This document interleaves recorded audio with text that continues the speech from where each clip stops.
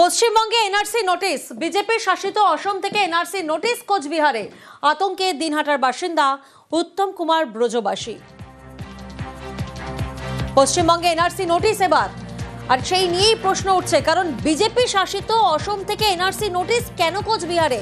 আতঙ্কে দিনহাটার বাসিন্দা উত্তম কুমার ব্রজবাসী। জানুয়ারিতে আমার বাড়িতে এনআরসির কাগজ আসলো, পুলিশ এসে আমার বাড়িতে দিল ছিল। তারপরে আমি লোকের কাছে দেখে তারপরে বললো এনআরসিকে গৌহাটির থেকে। কোনো আত্মীয় নেই, আমি গৌহাটি কোনোদিন যাই। আমার বয়স তো হলো 50 বছর, মানে জন্ম এখানে বাবার। পুরো আতঙ্ক আমি। প্রথম থেকেই এনআরসির বিরোধিতা হয়েছে পশ্চিমবঙ্গে। সেই পশ্চিমবঙ্গে এবার এনআরসি নোটিশ। কোচবিহারের বাসিন্দাকে এনআরসি নোটিশ ধরিয়েছে বিজেপি শাসিত অসম প্রশাসন। দিনহাটার সীমান্ত লাগোয়া গ্রাম সাদিয়ালের কুঠি, এখান থেকে অসম সীমানার দূরত্ব 82 কিলোমিটার। সাদিয়ালের কুঠির বাসিন্দা উত্তম কুমার ব্রজবাসী, তাকে এনআরসি নোটিশ ধরানো হয়েছে। নোটিশ এসেছে অসম থেকে ফরেনার্স ট্রাইব্যুনালের। তাতে দাবি করা হয়েছে 1971 সালের পর উত্তম কুমার ব্রজবাসী বাংলাদেশ থেকে অবৈধভাবে ভারতের অসমে ঢোকেন। তাই ফরেনার্স অ্যাক্টে অভিযোগ দায়ের করা হয়েছে। উত্তম কুমার ব্রজবাসীকে ভারতের বৈধ নাগরিকত্বের প্রমাণ দিতে হবে। এতে একই সঙ্গে অবাক এবং আতঙ্কে দিনহাটার বাসিন্দা উত্তম কুমার ব্রজবাসীর দাবি, তাঁর বাবার জন্ম কোচবিহারে, তিনি জীবনে কখনো অসম যাননি, তাহলে তাঁর নামে কেন এনআরসি নোটিশ? জানুয়ারিতে আমার বাড়িতে এনআরসির কাগজ আসলো, পুলিশ এসে আমার বাড়িতে দিল ছিল। তারপরে আমি লোকের কাছে দেখে তারপরে বললো এনআরসিকে গৌহাটির থেকে। কোনো আত্মীয় নেই, আমি গৌহাটি কোনোদিন যাই। বাড়ি আমাদের চৌধুরীহাট সাদিলেকুঠি। আমার বয়স তো হলো 50 বছর, আর আগে হয়তো 20-30 বছর থাকতে পারে বাবা, মানে জন্ম এখানে বাবার। পুরো আতঙ্ক আমি। প্রশাসন তো বললো যে তুমি জমির যা কাগজ পুরানা আছে সব দেখান। আসামে তো আমি একটু উকিল ধরে পাঠাচ্ছি কাগজপত্র। যে পশ্চিমবঙ্গে প্রথম থেকেই এনআরসির বিরোধিতা হয়েছে, সেই পশ্চিমবঙ্গে এনআরসি নোটিশ, এরকম নোটিশ এই প্রথম।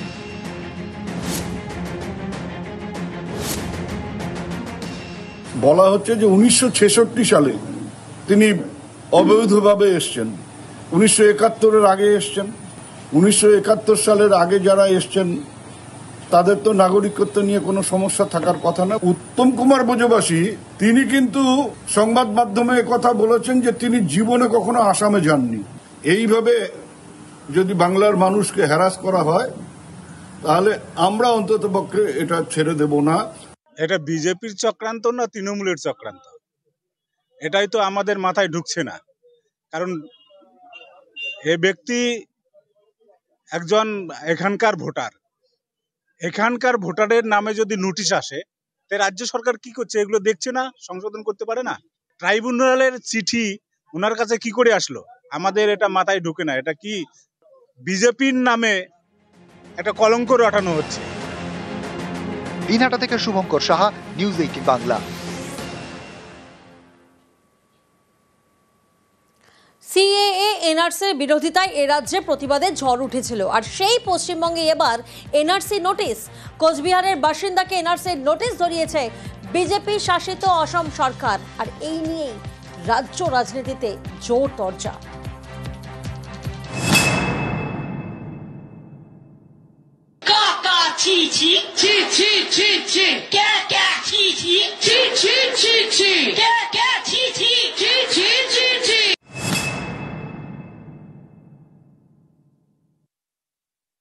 সব জাতি একসাথে আসুন, মিলিত হয়ে বলি, নো ক্যাব, নো কাকা, নো কাকা, নো এনআরসি, নো কাকা, no NRC. National register of citizens, জাতীয় নাগরিকপঞ্জি, ভারতে একমাত্র অসমেই চালু এনআরসি। বিরোধীরা বারবার দাবি করেছে এনআরসি সিএ করে বিভাজনের রাজনীতি করতে চায় বিজেপি। এই এনআরসির সবচেয়ে বেশি বিরোধিতা হয়েছে পশ্চিমবঙ্গে।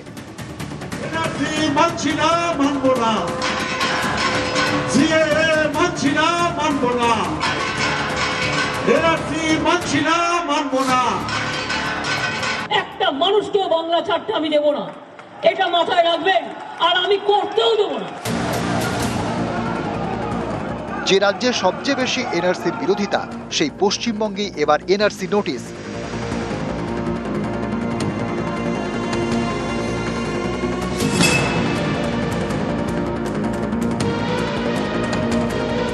কোচবিহারের দিনহাটার বাসিন্দা উত্তম কুমার ব্রজবাসী। তাঁর দাবি, গত জানুয়ারি মাসে তাঁর বাড়িতে এনআরসি নোটিশ পাঠায় অসম সরকার। সেখানে দাবি করা হয়েছে 1971 সালের পরে অবৈধভাবে তিনি বাংলাদেশ থেকে অসমে ঢোকেন। এই নোটিশ দেখে অবাক দিনহাটার উত্তম কুমার ব্রজবাসী, কারণ তাঁর দাবি তাঁর বাবারও জন্ম কোচবিহারে। কোনো আত্মীয় নেই, আমি গৌহাটি কোনোদিন যাই। বাড়ি আমাদের চৌধুরীহাট সাদিলেগুড়ি। আমার বয়স তো হলো 50 বছর, আর আগে হয়তো 20-30 বছর থাকতে পারে বাবা, মানে জন্ম এখানে বাবার। পশ্চিমবঙ্গ, যেখানে শুরু থেকে সিএ এবং এনআরসির বিরোধিতা, সেই বঙ্গে এনআরসি নোটিশ পাঠালো বিজেপি শাসিত অসম সরকার। এ নিয়ে হাওয়া গরম।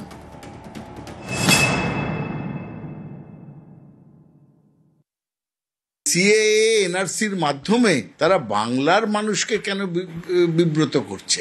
বাংলা কি সেটা মেনে নেবে? একটা বড় কাজ করতে গেলে দু একটা বিচ্যুতি থাকে, যদি এরকম ভুল করে থাকে ভুল সংশোধন করে নেওয়া হবে। নিউজ 18 বাংলা। বিহারে ভোটের আগে ভোটার তালিকা সংশোধন নির্দেশকে চ্যালেঞ্জ। কমিশনের বিরুদ্ধে সুপ্রিম কোর্টে গিয়েছেন তৃণমূল সাংসদ মহুয়া মৈত্র। তালিকা নিয়ে নির্বাচন কমিশনের নির্দেশকে চ্যালেঞ্জ করেছেন তিনি।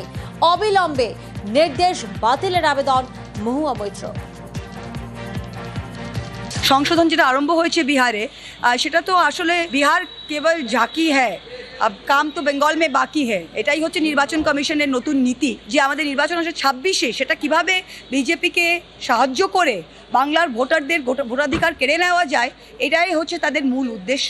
এই 11টা প্রমাণপত্র তারা চেয়েছে, তার মধ্যে আধার কার্ড, ভোটার কার্ড নেই, এবং সেই প্রমাণপত্রের মাধ্যমে আপনাকে আপনার জন্মের স্থানটা প্রমাণ করতে হবে। এটা কমপ্লিটলি অসাংবিধানিক, এটা খুবই ডেঞ্জারাস। বাংলার মানুষকে সতর্ক করা উচিত, যেটাতে তাদের গণতান্ত্রিক অধিকার ছিনিয়ে নেওয়া হবে।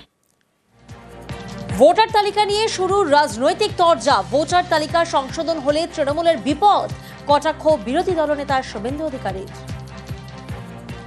এখানে ভোটার লিস্টে প্রচুর রোহিঙ্গা মুসলমানের নাম আছে, যারা শরণার্থী নয়, অনুপ্রবেশকারী। তাদের নাম বাদ চলে যাবে। তাদের নাম বাদ চলে গেলে অসুবিধা হবে, ভুয়া ভোটারদের নাম বাতিল হয়ে যাবে।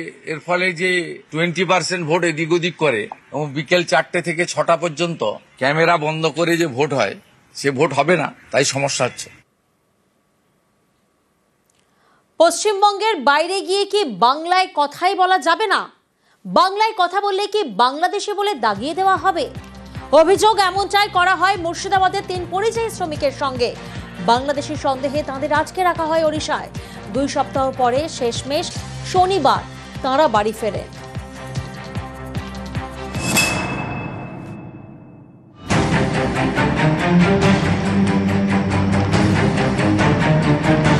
মুর্শিদাবাদের হরিহরপাড়া, এখানকার 3 বাসিন্দা কয়েক বছর ধরে ওড়িশায় রাজমিস্ত্রির কাজ করেন। অভিযোগ, দিন 15 আগে বাংলাদেশি সন্দেহে পুলিশ তাঁদের আটক করে। হরিহরপাড়া থানার পুলিশের সাহায্যে শনিবার রাতে তাঁরা শেষমেশ মুর্শিদাবাদে ফেরেন। পুলিশ এসে আমাদেরকে কাজের সাইড থেকে তুলে নিয়ে যায়। রুমি ভাইকে ফোন করি, থানার ওসি থানা থেকে আমাকে নিজেই ফোন করি।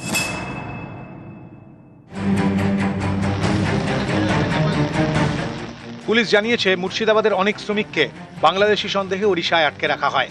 সেই তালিকায় ছিলেন হরিহরপাড়ার সাইনুর ইসলাম, রাকিবুল ইসলাম এবং হাসিবুল শেখ। সাইনুর, রাকিবুল, হাসিবুল এই 3 জনই শনিবার মুর্শিদাবাদে নিজেদের বাড়িতে ফেরেন। ইনাদের আধার কার্ড নিয়ে আইসি সাহেবের সঙ্গে কথা বলে, এসপি সাহেবের সঙ্গে কথা বলেন, তাদেরকে উদ্ধারের জন্য কাগজপত্র নিয়ে উদ্ধারের যাবতীয় যা ব্যবস্থা আমরা করেছি।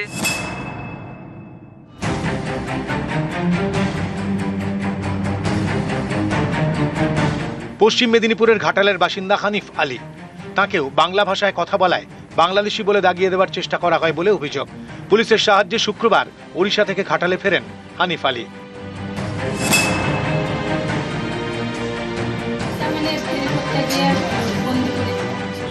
একই অভিযোগ উঠেছে বীরভূমের নলহাটিতে। শুক্রাবাদ গ্রামের 19 জন বাসিন্দা ওড়িশায় ফেরিওয়ালার কাজে যান। অভিযোগ, গত 25শে জুন তাঁদের বাংলাদেশি সন্দেহে আটক করে পুলিশ। শুক্রবার রাতে তাঁদের বীরভূমে ফেরায় পুলিশ। নিউজ 18 বাংলা।